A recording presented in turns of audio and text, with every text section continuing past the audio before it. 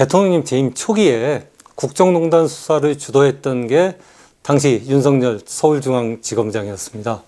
이 과정에서 검찰 특수부의 힘이 세죠. 검찰 개혁에 걸림돌이 됐고 윤석열은 검찰총장으로 발탁됐고 그 뒤에 국민의힘에 입당해서 대통령까지 오르는 발판을 마련하게 됩니다.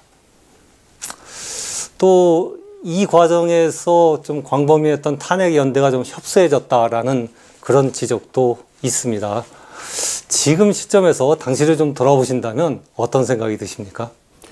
우선은 검사 출신들이 나라를 마구잡이로 농단하는 이런 가히 검찰 왕국의 시대가 오다 보니 그 시기에 검찰 개혁이 더 이제 철저하게 됐었으면 하는 이제 그런 맥락의 이야기 같은데 우선은 이제 그 국정농단 수사라는 것이 우리 정부가 시작한 것이 아닙니다. 박근혜 정부 때부터 시작이 됐었고요. 그 다음에 그때는 적폐청산에 대한 국민들 요구가 워낙 높았기 때문에 그 시기에 그 검찰이 그 수사를 좀 대충 하고 말도록 검찰의 권한을 뺀다거나 힘을 약화시킨다거나 그런 것은 그거는 생각할 수 없는 일이었죠. 그러니 검찰 개혁은 단계적으로 이렇게 접근 이렇게 할 수밖에 없는 것이고 시기를 조절해야 되는 문제였죠. 뿐만 아니라 이 이제 우리 검찰 개혁의 그게 검찰이 갖고 있는 수사권을 경찰에 다 넘기고 검찰은 이제 기소청으로서 역할을 하게끔 한다는 건데 이게 70년의 제도를 바꾸는 것이어서 그것을 하루아침에 바꾸는 것은 불가능해요. 이거는 의지의 문제가 아니라 현실의 문제입니다. 당장 검찰의 수사권을 다 경찰에 넘긴다면 그러면 경찰이 그 수사를 감당할 수 있어야 하는데 그럼 대한민국 경찰이 지금 감당할 수 있을 만한 그 수준에 와 있냐, 또는 경찰이 그러면 국민들로부터 그만한 신뢰는 또 받고 있는 것이냐, 이런 걸 생각하면 그게 하루아침에 할 수 있는 게 아니에요. 점진적으로 이룰 수밖에 없는 과제예요.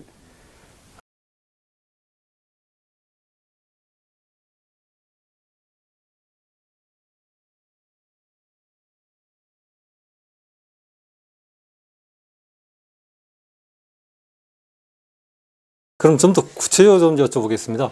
윤석열 검사를 검찰총장으로 발탁할 때 청와대 안팎 의견이 확연히 갈렸었다고 당시 민정수석이었던 조국 전 대표는 책에 쓴 적이 있습니다.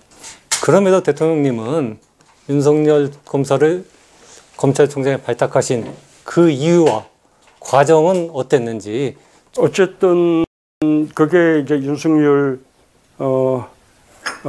대통령이 탄생되게 된 맨 이제 단초가 되는 것이니까요. 후회가 되죠. 근데 실제로 그 당시에 찬반 의견이 나뉘었던 것이 맞습니다. 비율로 따지면 지지하고 찬성하는 의견이 이제 훨씬 많았고요. 그다음에 이제 반대하는 의견이 소수예요. 민주당은 전폭적으로 지지하고 찬성하는 그런 의견이었고요.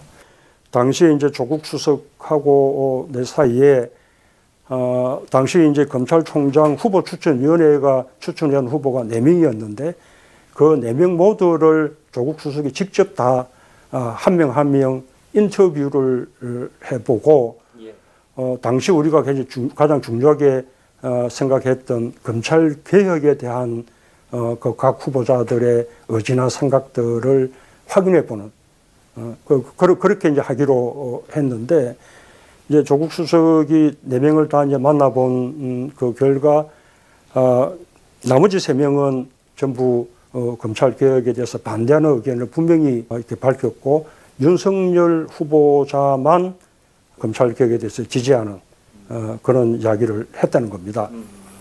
이제 윤석열 이렇게 소통에는 좀 불편할 수 있지만 그러나 검찰 개혁 의지만큼은 어쨌든 간에 좀 더 이렇게 긍정적으로 했고, 실제로 또 윤석열 후보는 중앙지검장 할 때 그때 검찰 개혁에 대해서 그때도 좀 호의적인 그런 태도를 보인 적이 있었어요. 그 당시에 내하고 조국 수석은 검찰 개혁이라는 데 너무 이제 어깨에 힘이 들어가 있었다 할까, 거기에 너무 꽂혀 있었다 할까, 뭐 어쨌든 그래서 다소 불편할 수 있어도 윤석열 후보자를 선택을 하게 된 건데 그 이후에 굉장히 많은 일들이 생겨났기 때문에 예, 그 순간이 조금 두고두고 이제 그 후회가 되죠.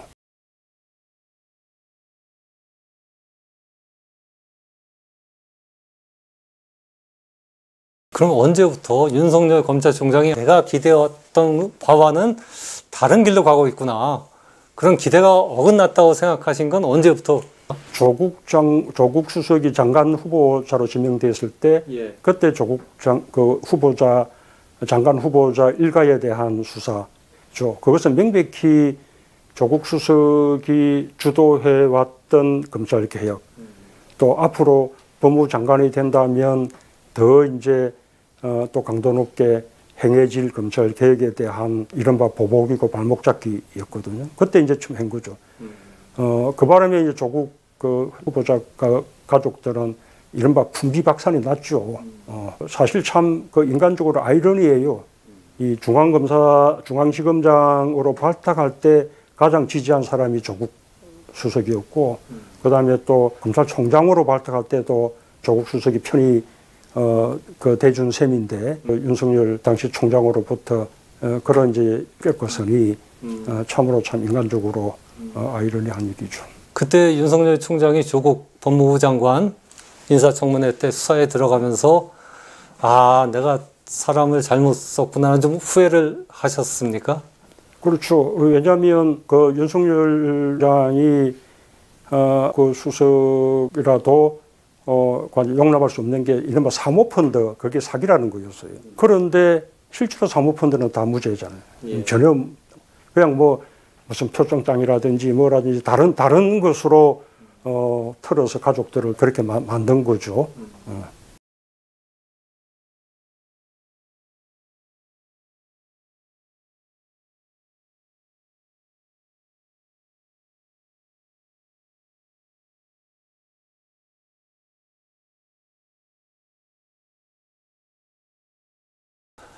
너무 결과론적인 얘기입니다만 윤석열 대통령이 참담하게 실패를 했는데 그 실패의 일부는 그를 발탁했던 대통령님의 책임이 아니냐. 어쨌든 뭐 윤석열 정부가 너무 버텼잖아요.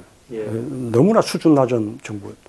이번 계엄 이전에도 정말로 못하고 수준 낮은 정치를 했는데 우리가 이제 이런 사람들에게 정권을 넘겨줬구나라는 그 자괴감, 그런 게 아주 크죠. 그런 모습을 보일 때마다 전 국민들 송구스러웠고요.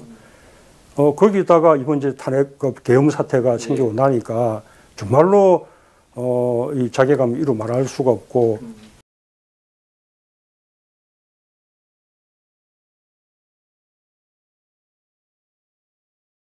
그 시작이 윤석열 검찰총장 발탁인 것은 맞는데 사실은 이제 그 검찰총장이라는 자리가 대통령 되는 자리는 아니거든요.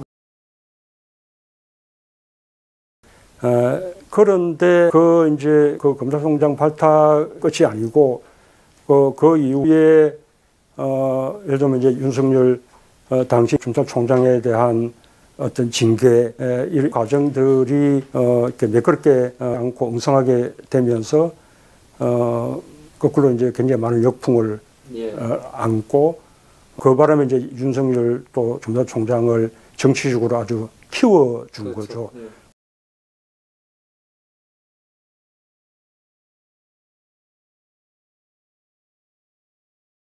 그래서 마치 이제 문재인 정부와 대척점에 서 있는 사람처럼 그렇게 이제 만들어 주어서 그게 이제 국민의힘의 대통령 후보로까지 올려준 거라고 생각합니다.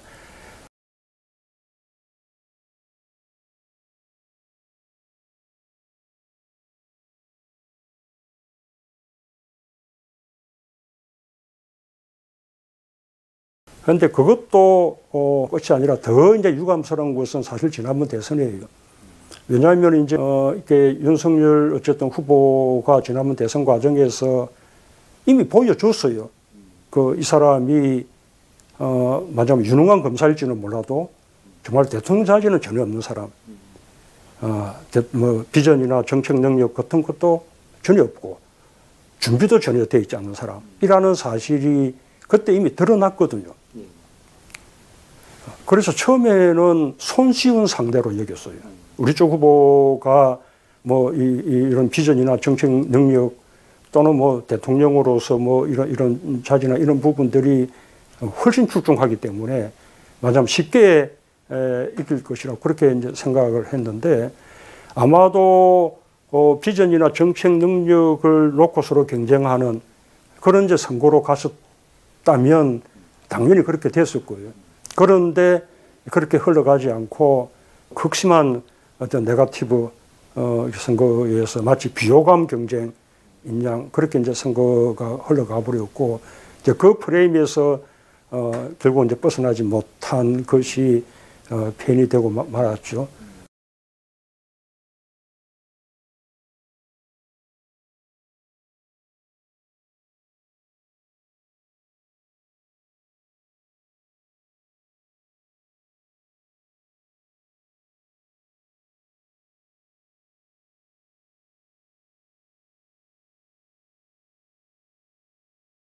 그 추미애 법무부 장관하고 윤석열 검찰총장하고 굉장히 많이 심각한 첨예한 갈등을 겪었단 말입니다. 그때 법무부 장관과 이제 검찰총장이 그렇게 첨예한 갈등을 겪는데 아무리 검찰총장이 임기가 보장된 자리지만 그때 왜 대통령님이 그 인사권을 행사해서 검찰총장을 그만두게 하지 않았는지 궁금해하는 사람들도 있습니다.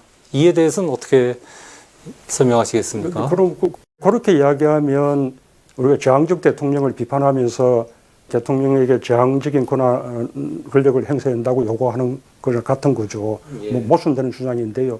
우선은 대통령에게 검찰총장을 해임할 수 있는 인사권이 없어요. 그러니까 그런 권한이 아예 없는 겁니다. 예.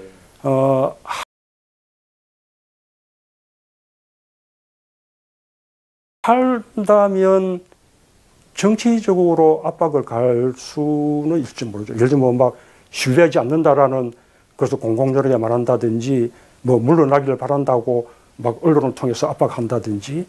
근데 실제로 과거의 권위주의 시대에는 대통령이 좀 불편하게 여긴다는 것만 이렇게 좀 해도 검찰총장들이 알아서 물러나는 그런 시대가 있었으니까요. 예. 그럼 지금은 이제 시대가 다르죠. 그렇게 이제 압박했다가는 윤석열 총장 본인은 물론이고 검찰 조직 전체가 반발하고 나설 거고 당연히 보수 언론들도 더 일어날 것이고 그러면 엄청난 역풍이 생기고 그것은 또 대선에서 굉장히 큰 악재가 되겠죠. 근데 그거를 이제 우리가 선택할 수는 없는 것이고요. 예.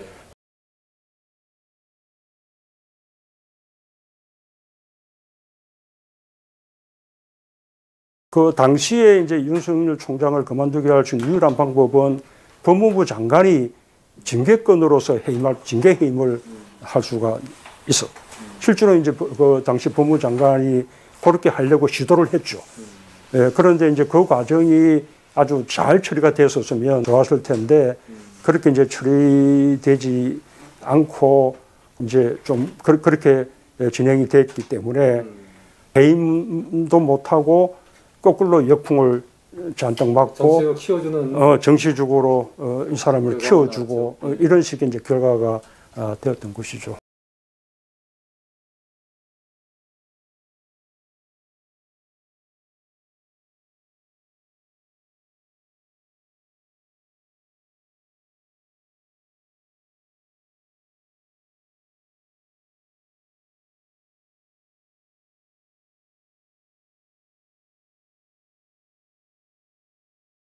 아직도 이제 오해를 하시고 있는 부분이 좀 있어요. 네. 그러니까 뭐 내용은 그 후에 잘 보고를 안 받으셨거나 그 참모들에 여전히 둘러싸여 있구나. 그렇게 우기는 참모들한테 네. 그런 생각이 좀 들었는데. 네. 어떤 부분에 그렇습니까? 우선 사실이 안 맞는 건 이런 거예요. 장관이 징계 해임을 할 수 있다. 장관은 징계 해임을 할 수가 없어요. 왜냐하면 예. 징계 청구자가 장관일 뿐이고 그렇죠. 예. 그 징계 청구에서 그 이제 징계 청구를 하면 장관은 거기 징계위원회에 참여를 할 수가 없어요. 그렇죠. 장관이 없는 가운데 예. 징계위원들이 의결을 하는 것인데 그 합의제이니까 그래서 장관이 징계 힘을 할 수 있다 하는 것은 좀 착각하신 것 같고 네. 그러면 대통령이 인사권이 없다 하는 건 원론적으로는 맞는 얘기예요. 임기 보장된 공무원에 대해서. 임기 보장 취지가 또 특히 검찰총장 같은 경우에는 어떤 수사 중립, 수사 독립을 위해서 정치로부터도 보호받아야 된다 해서 네. 임기를 보장해 놓은 하나의 개혁 방안 중에 하나였기 때문에 그 대통령이 함부로 해임을 시키면 안 되구나라고 이제 정착이 돼 있는 거니까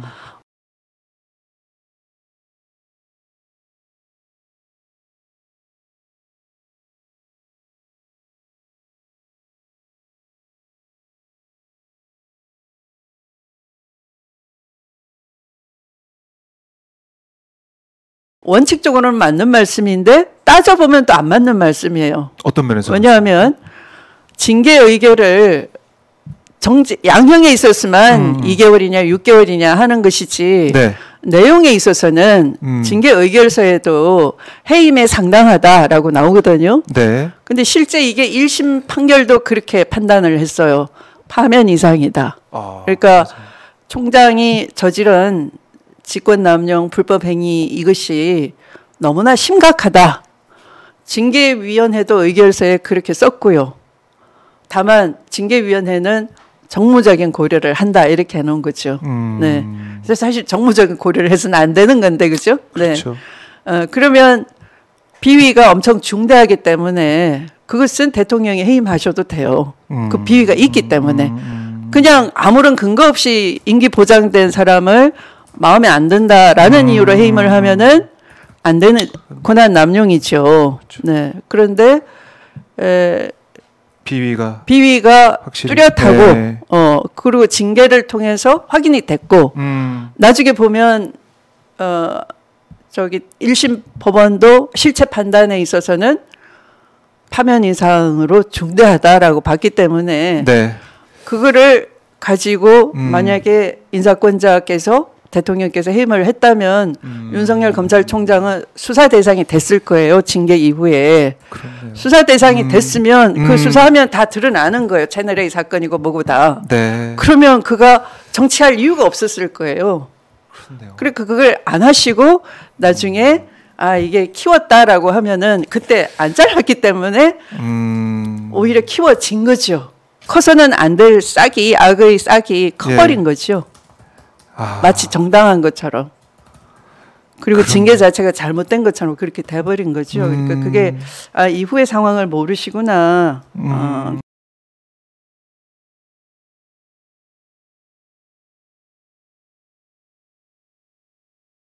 저는 윤석열을 임명할 수 있었다고 봅니다.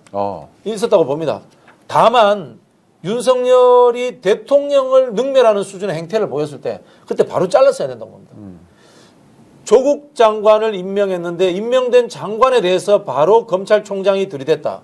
이건 뭡니까? 대통령실 청와대에서 있었던 민정 라인에서의 검증을 무시하는 거 아닙니까? 네. 그렇지 않습니까? 그리고 실제로 윤석열이 초창기에 이야기했던 사모펀드 의혹 사실 별 문제 없었어요. 무죄 나왔잖아요. 별건으로 해서 그러니까. 조국 장관이 감옥까지 가는 상황이 만들어진 거 아닙니까? 그러면은 그 당시 검찰총장을 정치적 앙심에 의해 가지고 별건의 수사를 한 나쁜 검찰총장으로 해서 잘랐어야죠. 저는 빨리 자르지 못한 것이 잘못됐다고 봅니다. 임명한 것은 할 수 있다고 봅니다. 사람이 속을 수 있습니다. 네. 그리고 두 번째는 추미애 장관이 조국 사태 이후에 나하고 윤석열 같이 잘라달라고 했을 때 같이 안 잘랐잖아요. 그게 잘못한 거라고 봅니다, 저는. 그건 왜 그랬을까요? 중간에 간신배가 끼어 있었잖아요. 다 아시지 않습니까? 네. 모르겠어요. 윤석열이 그 이야기 하잖아요. 국회에 나와가지고 메신저를 왔었다, 나한테. 문재인 대통령이 메신저가 와서 그대로 있으라고 했다. 그 메신저하고 부부 동반으로 식사도 했다. 그런 이야기 하지 않습니까? 그게 누굽니까? 밝힐 수 없습니다. 오늘 정말 네. 민정수석 대충 다 아세요, 사람들이. 네, 알겠습니다. 노영민이라는 이름이 쭉 나오는데, 뭐 그냥 그때 굉장히 언론 공격을 받고 하니까 힘들었던 그때만 기억하고 계시구나 싶기도 하고요. 네. 그때 수사를 받았어야 되는 거죠. 그리고 이제 지금 국회의원이 된 이성윤 중앙지검장이 수사할 의지가 뚜렷했고요. 이성윤, 또 네. 수사할 실력도 있었고. 근데 거기 흔들려 버리니까 이제 장관부터 흔들리고 내쳐지고 하니까 수사팀도 동력이 다 빠져버린 것이죠. 그리고 수사팀 내부에 이제 반란이 일어난 거예요. 중앙지검장 사표 내세요 하면서 그 차장들이 들고 일어나 버린 거죠. 그렇게 또 한급 배후에는 또 윤석열이 있었을 거예요. 왜냐하면 그 윤석열이 아까 그 이 내란 사태에 있어서 일일이 다 지시하고 재촉하잖아요. 또 그 버릇 똑같아요. 중앙지검장이 있는데 네. 그 밑에 있는 중앙지검장의 지휘를 받아야 될 차장을 검찰총장이 직접 전화를 다 하는 거예요. 그럴 만도 해요. 지금 상황을 놓고 보면 그랬을 거라고 추측이 되고.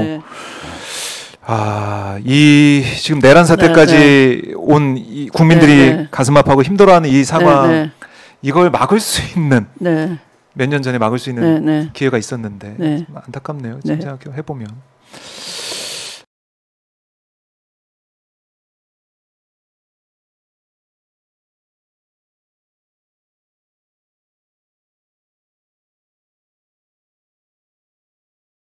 그 뭐 또 징계가 매끄럽게 잘 안 됐다 그러는데 그렇지 않아. 그것도 언론이 만든 거예요. 왜냐하면 징계 그 의결서에 있는 것들이 징계 청구서를 거의 인용한 거였고요. 그리고 그 내용이 1심 법정에서 거의 그대로 다 채택이 됐어요. 네. 네.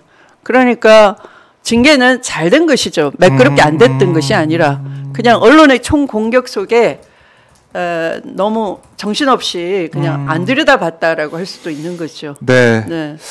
그런 여론전, 네, 여론의 프레임, 네. 언론의 프레임 때문에 그냥 갈등이다라고 하고 끝내버린 거죠. 아무도 신경을 안 써준 거죠. 네.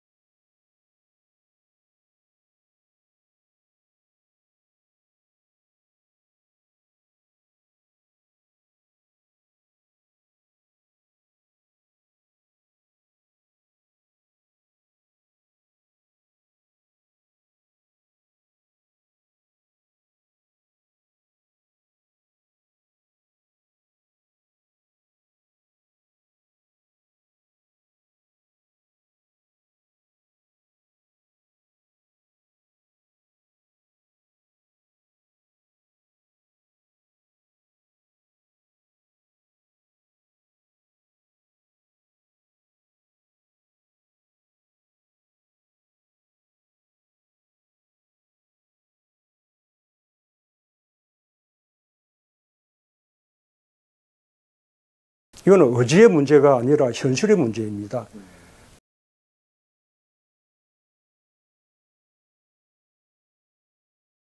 대통령에게 검찰총장을 해임할 수 있는 인사권이 없어요. 그러니까 그런 권한이 아예 없는 겁니다.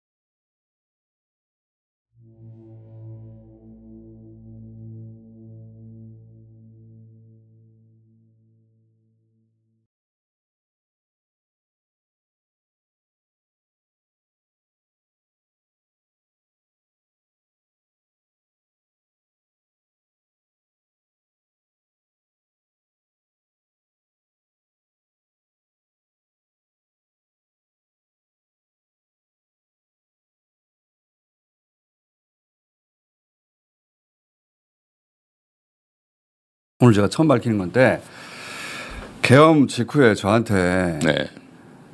대표님한테 전화가 왔어요. 전화가 그렇죠. 와서 네. 다급한 목소리로 빨리 시민들 9km 모이라는 방송을 해야 한다.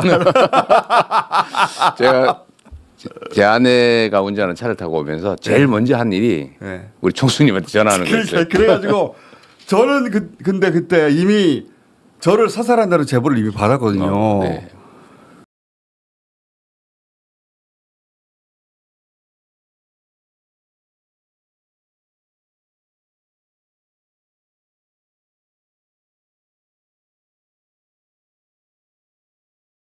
근데 이제 그건 말씀드릴 수가 없었고 아니 남의 사정도 모르고 지금 방송을 하라니. 죽어도 해야죠.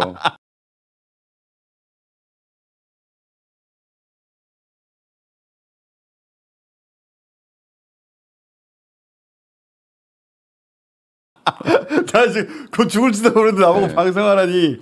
근데 일단 무슨 얘기인지 알겠다 네. 하고 짧게 서로 다급하니까 짧게 통화하고 끝냈는데 그리고 저는 이제 주진우 기자한테 전화했죠. 너는 국회로 가라. 나는 네. 도망간다. 근데 대표님은 저하고 전화 끊고 바로 유튜브 방송 시작했더라고요. 그리고 혹시 사고 날지 몰라서 혹시 모르니까 네. 이동영 작가한테 그것도 방송 부탁하고 그다음에 이제 국회 소집 요청하는 전화 몇 통하고 그리고 이제 바로 라이브로. 예.